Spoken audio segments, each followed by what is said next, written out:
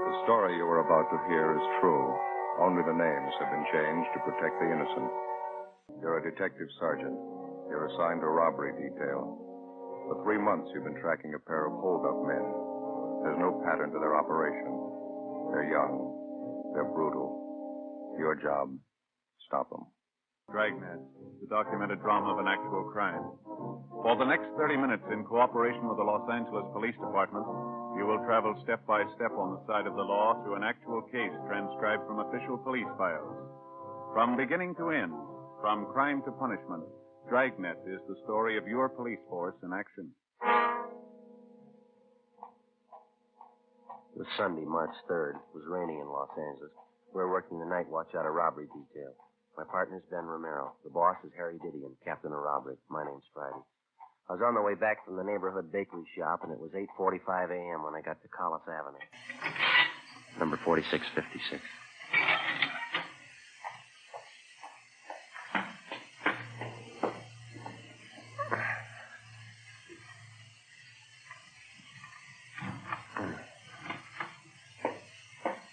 Joe? Yeah? What happened? Wasn't the bakery open? Oh, yeah, it was open. I got the stuff right here. Oh. They have any raisin bread? Yeah, right here.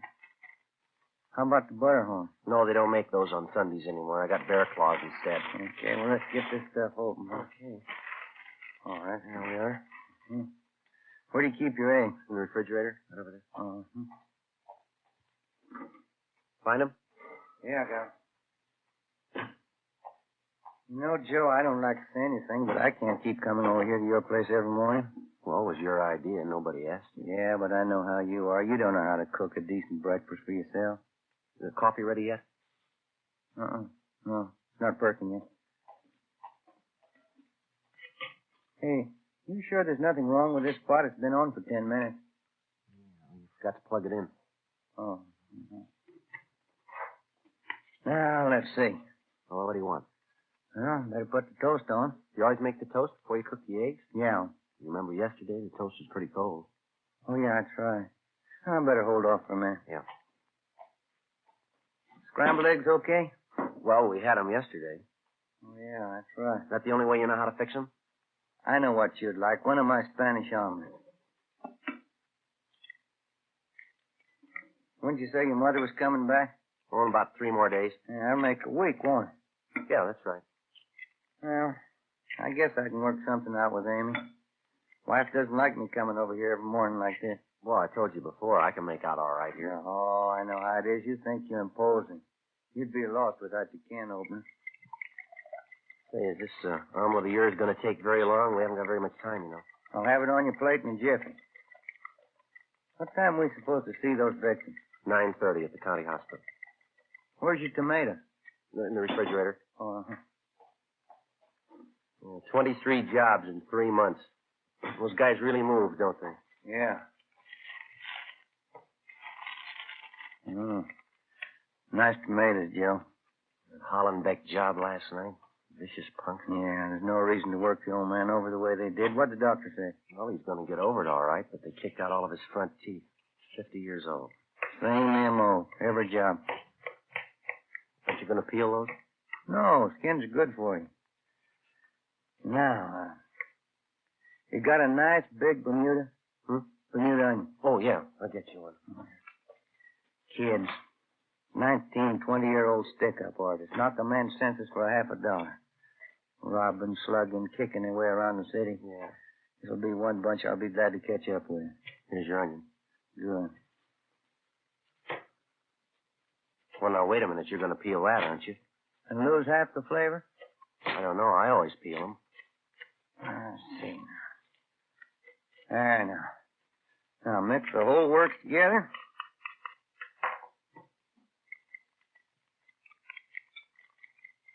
You going to put it in that pan on the stove there? Yes, sir. Well, it's pretty hot, doesn't it? It's smoking. Joe, that's the way you cook a Spanish omelet. Hot fire and fast. Now, into the pan. The whole trick in making a good Spanish omelet is you got to work fast. What are all those little brown flakes on the top there? Oh, the onion I don't know. That doesn't look right to me. Wait till you taste it. I'll get it.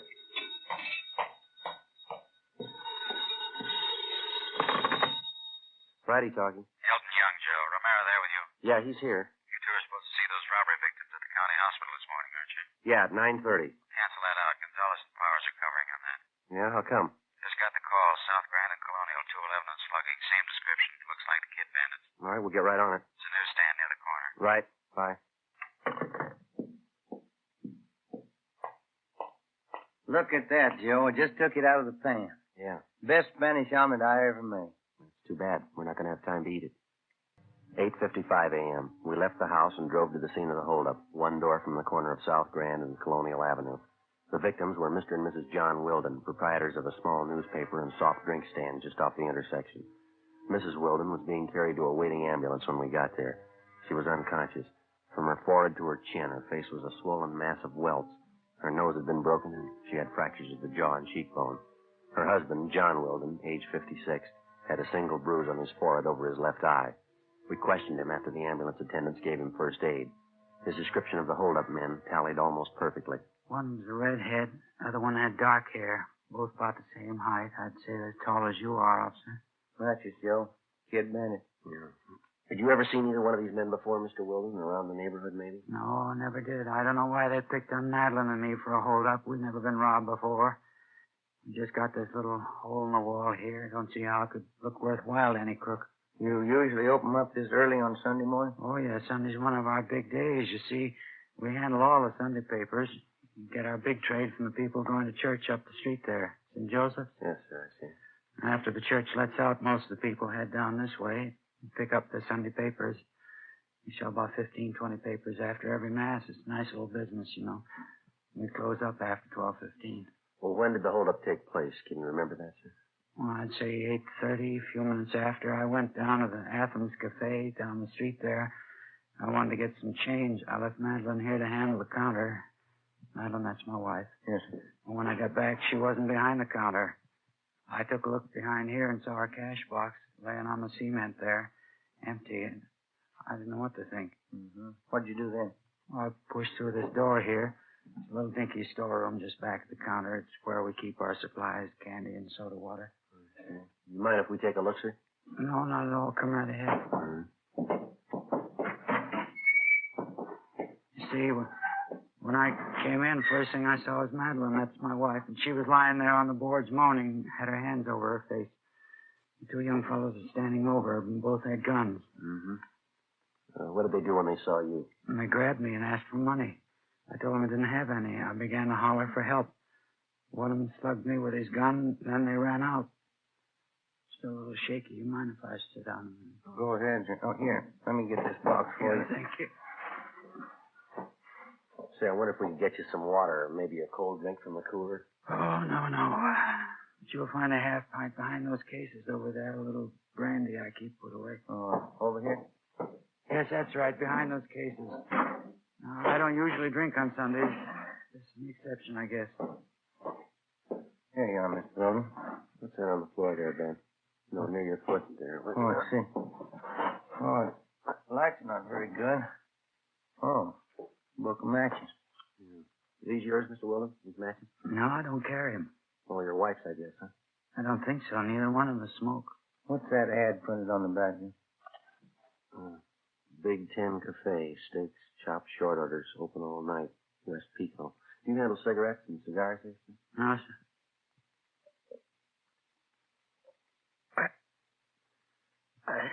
Candy and soft drinks, newspapers, that's all. Oh, inside of the matchbook cover, Joe.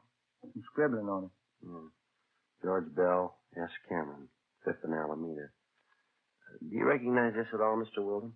Big Ten Cafe. No, I've never been there. Now, how about the names here, inside the cover? George Bell, S. Cameron. No, I never heard of him. Well, when you first came in here, Mr. Wilden, do you remember where the hold-up men were standing? Well, not too well. Well, one was over there, and one was over there, I think. Could be, Joe. One of them might have dropped it. Trace them from that matchbook? Do you think that's possible? I don't know yet. How would you trace them that way? Analysis? Some kind of scientific work? No, sir. Legwork. 9:28 a.m. We called Leighton Fingerprints. As soon as they arrived, we dropped Mr. Wilden off at Georgia Street Receiving Hospital to see his wife. Ben and I drove back to the office. We had the crime report typed up and got out a supplementary broadcast on our original APB. We asked Frank Cunningham and R&I to run the names George Bell and S. Cameron through the files for a possible mate. We checked with the restaurant advertised on the cover of the matchbook, the Big Ten Cafe. The manager of the cafe failed to recognize either the names on the matchbook or the descriptions of the hold-up men. 9:52. We checked back in at the office. I'll get it. Robbery, Romero? Yeah, Frank. Yeah. Good, right. Thank you.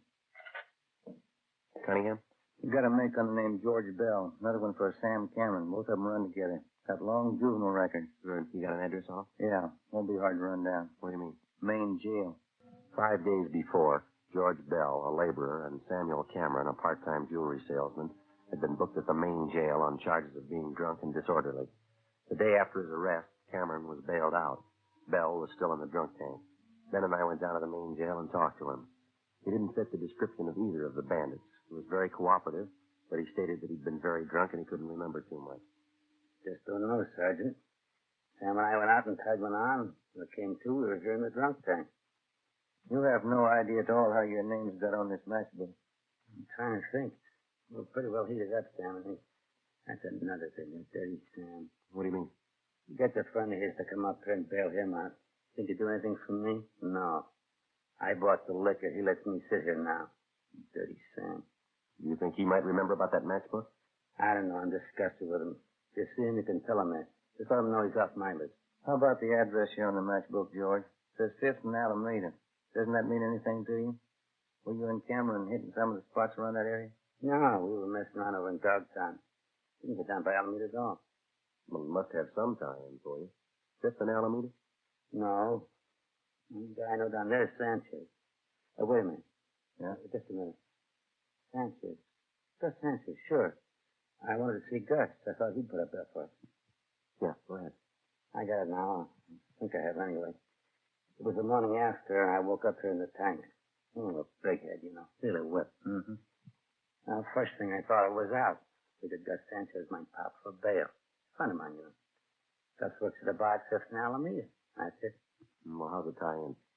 This other mooch is in the tank next to me. Somebody's popped bail for him. He's getting out in an hour. So I asked him to call Gus for me, and he said he would.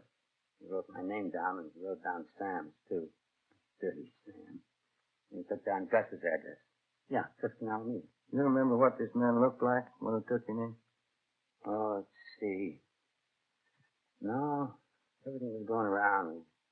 He's kind of tall, I don't know. Would you remember him if you saw him again? Guy did me a favor. I'd remember him. Not like that Dirty Sam. Well, how about his name? Did he tell you that?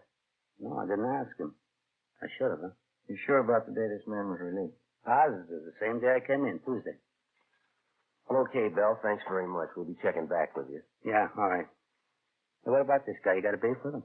Well, maybe if he's the one we want. Yeah, what'd he do? He lost his matches. Ben and I left the drunk tank and went down the hall to check with the officer in charge. We paged through the release book and found that 7 men had been bailed out or discharged from the jail on the previous Tuesday. We went back to the record bureau and had them pull the mug shots on all 7 men. Then we took the pictures back to the drunk tank and showed them to George Bell. No.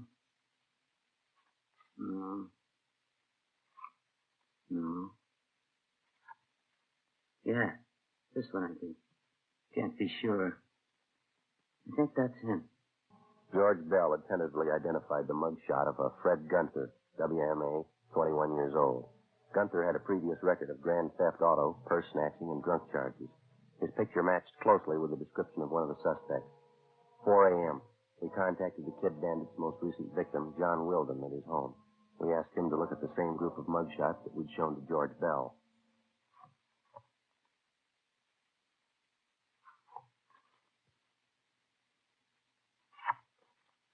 Here, this here. He's one of them. You sure, Mr. Wilden? He's the one who slugged me. Who is he? His name's Fred Gunther. Oh, then you know him. You want me to identify him? Yes, sir, when we find him. Monday, March 4th, 9 a.m. We checked out the suspect, Fred Gunther. No trace of him at any of his previous addresses. We began checking with the other victims of the Kid Bandit. After a day and a half of legwork, we sat down and figured up the results. More than two-thirds of the victims definitely tabbed Gunther as one of the hold-up men. The next step was the Record Bureau. We had them pull the packages on every one of Gunther's known friends and associates. There were more than 30 of them. We had mugshots pulled on each one of them and made the rounds of the victims for the second time. Approximately half of the victims had singled out one picture as that of Gunther's partner in the holdup. We pulled the package on the man and checked his mama sheet. His name was Harold Reimers, WMA, age 19. Previous record included car stripping and one charge ADW, no conviction. Friday, March 8th. We continued our check of the friends and associates known to the two suspects, Gunther and Reimers. We got nowhere. 2 weeks passed. On March 23rd, we got a tip from an informant about a girlfriend of Fred Gunther's, a vocalist working at a downtown dance hall during intermissions. Long haul. Yeah, one more flight. Mm-hmm. Climb 4 flights of stairs and then they expect you to dance. Well, I guess this is it. Yeah, come on. Big enough floor, huh? Well, it shows a little wear. The place has been here for years. Look at those walls and that ceiling. Sure could use a fresh coat of paint. Her name's Stanley, is that right? Yeah, that's it.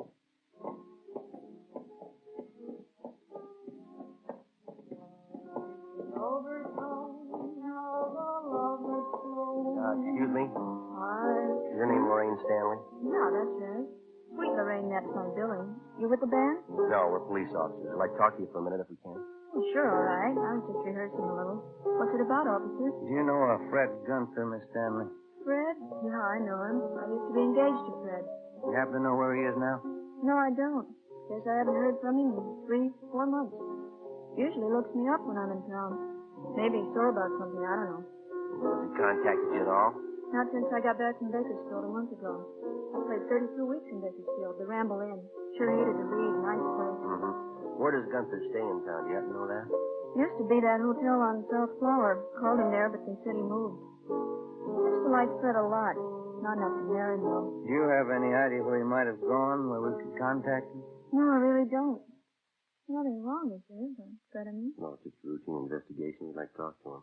What's it about? Can you tell me? It's a robbery investigation. We want to locate Gunther. Do you happen to know any of his friends here in the city? No. Maybe that's why he didn't call. He's in trouble. Mm-hmm. Robbery? Is that it? Well, we just like to talk to him, that's all. Well, if he's done something wrong, I'm not going to hide him. I can't afford to get mixed up in it. I've got a career to think about. I've worked too hard to throw it away. Well, how about the places Gunther usually visits, Miss Stanley? Bars, restaurants. You know any of those? Well, I remember a few. I can give you the names if you like. Poor Fred. I hope he didn't do it for me. Ma'am? And Fred says he's in love with me. I don't know. He thinks I want money. Maybe that's why he's doing it. I told him, but he never believed me. All I want is my career. Well, do you think that Gunther might come around here to see you? Probably. He usually does when I'm in town. How about where you're living? I'm staying at a different hotel this trip. He doesn't know where he is. Poor Fred. He's going to be awfully disappointed. Hmm? How do you mean? Oh, he said he was going to get money and buy a ring. He's going to marry me this time. Poor Fred. This is my new theme, officers. You like it? Uh-huh. Just one more thing, Miss Stanley. If Gunther contacts you by phone, will you be sure and let us know? All right, I'll do that. It's a beautiful theme, isn't it? Piano player in Bakersfield, he wrote it for me. Yes, ma'am. Oh, Fred understands. I don't want to hurt him, but I can't marry him. How do I make him understand? How do I explain it? I don't think you'll have to, ma'am. Before we left Lorraine Stanley, we told her that if Gunther should contact her, not to tell him that she talked with us. Stakeouts were placed on the dance hall where she worked and at the hotel where she was staying. Gunther's known hangouts were also covered. The next night, the Kid Bandits were back in business. They hit twice, a liquor store on Franklin Avenue and a tavern on South Flower. Gunther and Reimers were again identified as the two suspects. The stakeouts continued. The search went on. 4 days later, we got a tip from the proprietor of a shoe shine stand on West Temple that Gunther's partner, Harold Reimers, had been seen entering a small hotel up the street from his stand. We drove over and checked with the desk clerk. He identified Reimers' mugshot. He told us that the suspect wasn't in, but that he was expected back that night. Ben and I went on stakeout in his hotel room. 7 p.m. Reimers failed to show. Getting a little hungry, Joe. You? Yeah. What time you got now? 20 after 7. Stomach's starting to growl. Hey, what's that, a parade? Well, I don't think so. Let's see. Oh, it's the Salvation Army Band. Oh, yeah, Saturday night. Might as well check the office, huh? See if we can't get a relief. Yeah. Would you get me Michigan 5211, please? Michigan 5211. Yeah, we'll pay for it, thanks. Would you close the window, George? A little noise. Yeah, okay. Robbery, please. Yeah, Young, this is Romero. How's that? You sure? Okay, thanks. Gunther and Reimers, they pulled a holdup down South Main. When? 20 minutes ago. Gunther got away. Yeah. They got Reimers.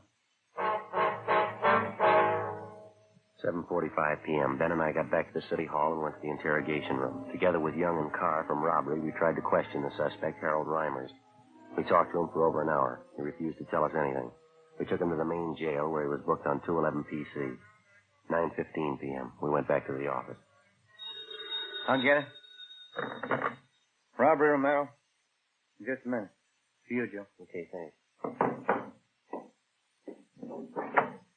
Friday talking. Sergeant, this is Lorraine Stanley. Yeah, Miss Stanley. I'm over at work. The dance hall, remember? Yes, ma'am. Anything wrong? Well, Fred just called me, Sergeant. I told the officers here. Fred Gunther? Yes, ma'am. Where is he? Did he say? No, all he said was he wanted to see me. Yeah? He said he was coming right over. 9:25 p.m. We called the men on stakeout at the dance hall and alerted them. Elton, Young, Ben, and I got in the car and drove over. We checked with the detail on stakeout. Gunther hadn't been spotted, but because of the large crowd entering and leaving the dance hall, it was possible that he could have gotten in unnoticed. We talked to the Stanley girl. She hadn't seen or heard anything further from the suspect. Ben and I staked out in her dressing room where Gunther said he'd meet the girl. It was a small converted storeroom at one end of the dance floor just behind the bandstand. Lorraine Stanley was on during the intermission. We waited. What have you got, Joe? Almost 10:30. This guy must feel pretty sure of himself. He pulls a robbery, he's almost picked up, and 3 hours later he makes a date to show in a public play. Well, he hasn't shown yet. I'm not too sure about that Stanley girl. How do you mean? Well, if she's that big an attraction for him. This is the only way out, huh? Besides that fire escape off the alley. Yeah, Young's covering the alley. Come on. Down here, Joe! He got by me. He's up the alley behind one of those trucks. He can't go far. That's a dead end. Stay here, Young, and cut him off. You all right? Yeah, he slugged me, knocked me down. I didn't see him in the dark. Come on, Ben. Yeah.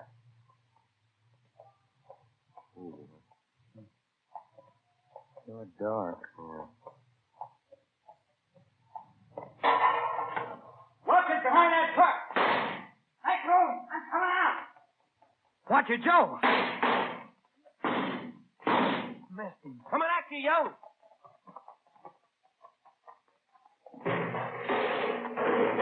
Don't shoot! Don't shoot! All right, stand still.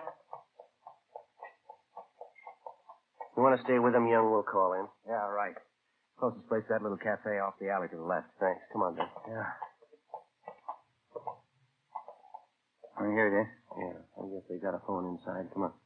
Wait a minute. As soon as we get Gunther downtown, we're going to come right back here. What for? Take a look at that fry cook in the window there. Yeah, what about him? That fella makes a Spanish omelet exactly like I did. The story you've just heard was true. Only the names were changed to protect the innocent. On July 19th, trial was held in Superior Court, Department 86, City and County of Los Angeles, State of California. Fred Gunther and Harold Reimers were tried and convicted on several counts of robbery and assault. They received sentences as prescribed by law, and are now serving their terms in the state penitentiary. You have just heard Dragnet, a series of authentic cases from official files. Technical advice comes from the Office of Chief of Police W.H. Parker, Los Angeles Police Department. We the People is next with stories of today on NBC.